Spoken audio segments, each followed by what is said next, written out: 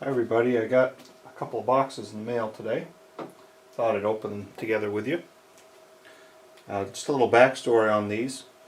A few months ago I decided that I was going to go ahead and get my Cisco CCNA certification. And I'm a little bit in a different place than a lot of people who go to get their CCNA, in that I already work in the IT field but don't have Cisco certification, where a lot of other folks are getting done with college or entering the IT field and they get their CCNA as a step toward getting a first position. I'm kind of leveraging that at this point by using my employer's training budget to work toward my CCNA. So these two boxes arrived today from a company called certificationkits.com. And I know a lot of people, when they go for the CCNA, like to find their Cisco equipment either on eBay or through other means like that, Craigslist. That's really not an option for me based on geographically where I live. There isn't a whole lot of tech equipment being sold on the used market. And really, in my point in my life, in my position, getting the certification is important enough to me to make sure that an investment is made to get a working lab up as quickly as possible. So I called Certification Kits and got a very helpful salesman on the phone. We talked through a few options, and we actually customized one of the kits that they offer on their site, and we'll talk about that in a minute. But these boxes arrived, they would have arrived last Friday, which would have been 4 days after they were ordered, except for my place of business was closed on the day after Thanksgiving. So they arrived today. Appear to be well packed, about 92 pounds altogether. And let's see what we've got here. All kinds of packing peanuts.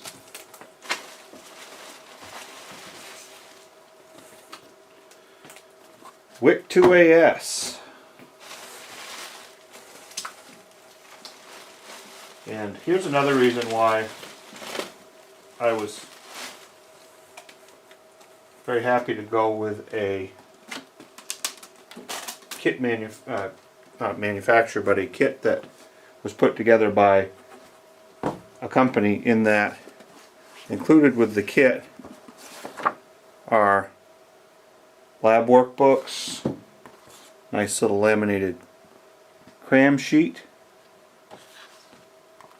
and a book they put out called How and Why We Subnet, which I think may be the most interesting printed material that they say they distribute with these kits.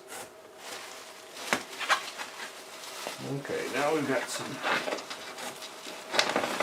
more hardware.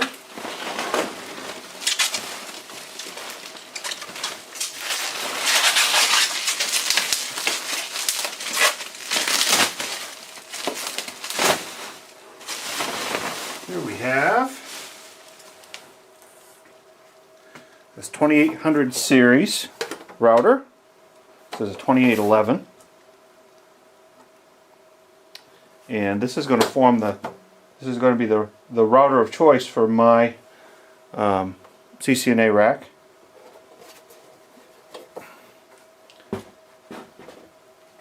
And a lot of people also, the recommended lab layout for CCNA, according to Cisco, is 3 routers and 3 switches, and there's various reasons for that. A lot of people will go 2 router, 2 switch, which I suppose is a valid choice. But I went 3 router, 3 switch because I wanted to make sure that I could expose myself to anything that was going to be on the CCNA exam. And not only that, I don't plan on stopping after I get my CCNA. This lab is going to transition, if all goes well, also into my CCNP route switch slab. So I put a lot of that thought in when I put this slab, or when I decided which slab to order here. Another 2811.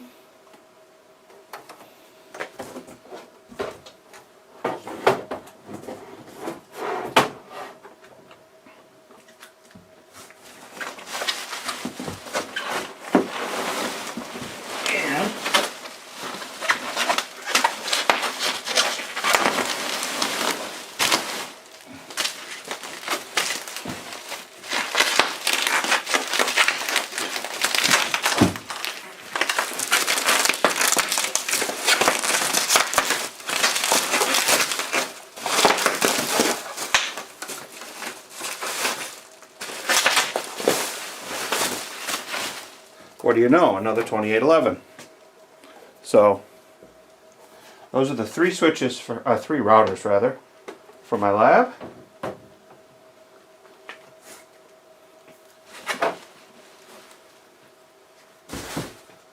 So there's layer 3 covered. So layer 2 must be in the other box. Now, there are other choices of router you can go with, even through certification kits, if you want to order one of their other kits. 1841 router is a very popular choice. And as a matter of fact, I have an 1841 here.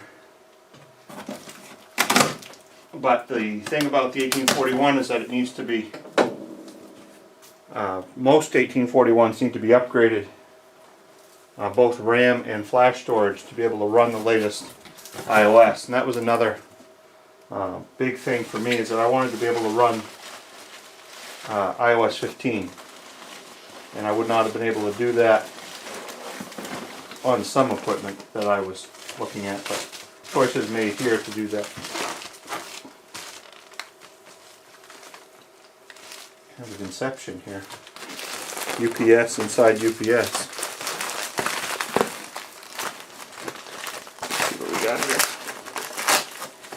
Another nice thing about ordering a kit as opposed to trying to piece one of these things together is that, I thought that's what was in here, all the cables, these just happen to be Ethernet cables, which obviously aren't hard to come by, but the cables required to do the labs, and here's a couple of console cables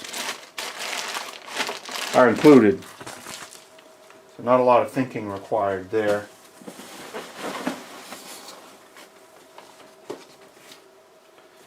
Another WIC 2AS, which is another thing people sometimes don't choose not to go down that route. I wanted a lab that was capable of doing as much of what might appear on the CCNA in further tests than that I could get. So here comes the switching portion of the program.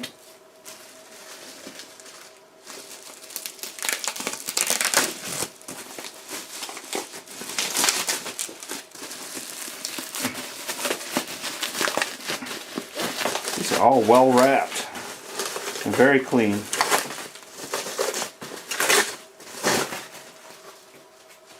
This is a Catalyst 2960.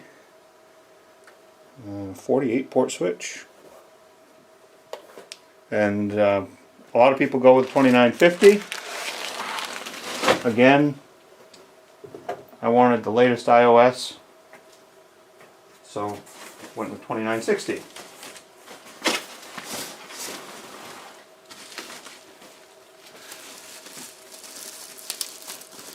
This appears to be its twin,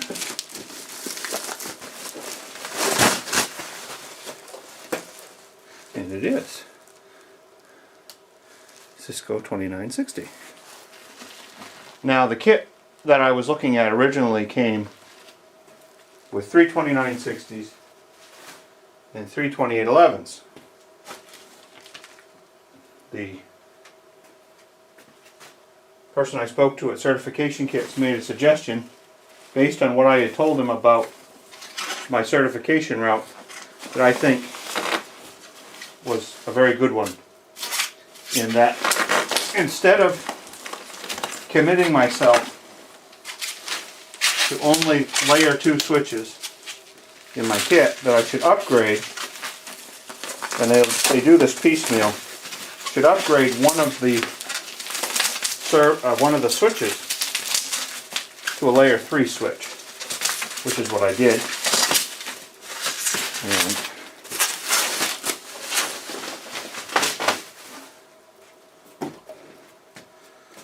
so this is a 3560 layer 3 switch.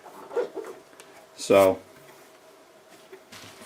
I actually have in my possession a second 3560.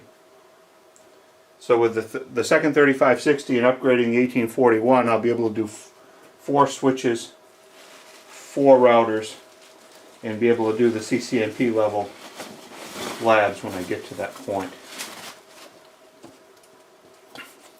This is the third WIC2AS, and those are the serial interfaces for the 2811 routers.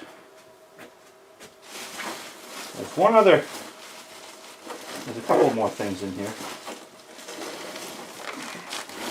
We'll pull the hardware out first.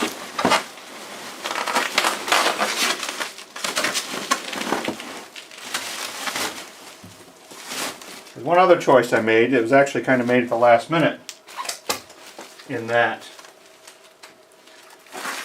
one of the offerings that they make at certification kits, and you can get this kind of equipment online as well, eBay or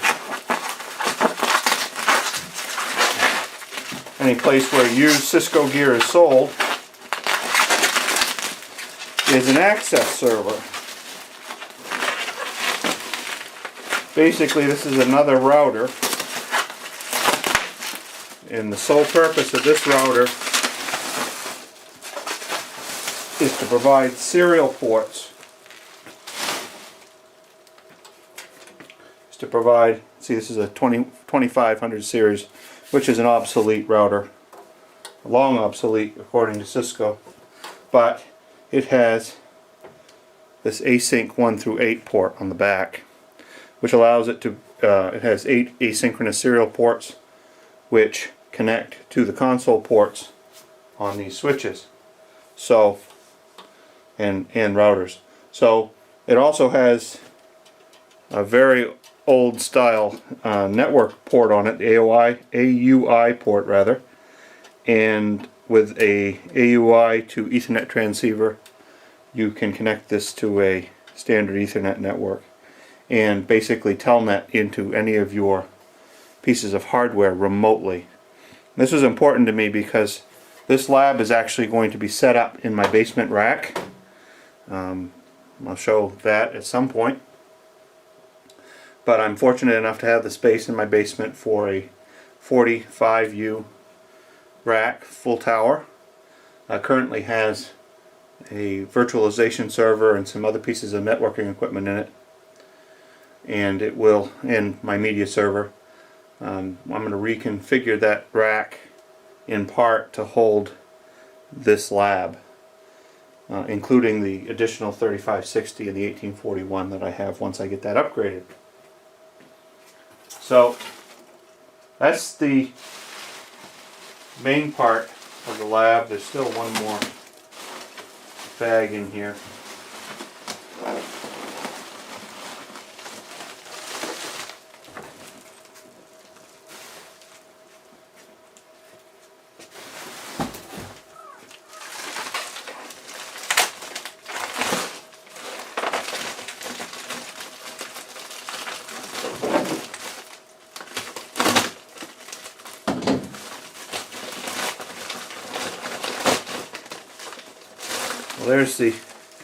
There's the AUI transceiver and the what they call the octopus cable, the 8-headed cable that has the RJ45s for connecting to the console ports on the routers and switches, and then the, I believe it's a 68 pin connector, could be wrong about that, but the connector that goes onto the back of the access server. This is a 2509 access server, which means it only has 8 ports.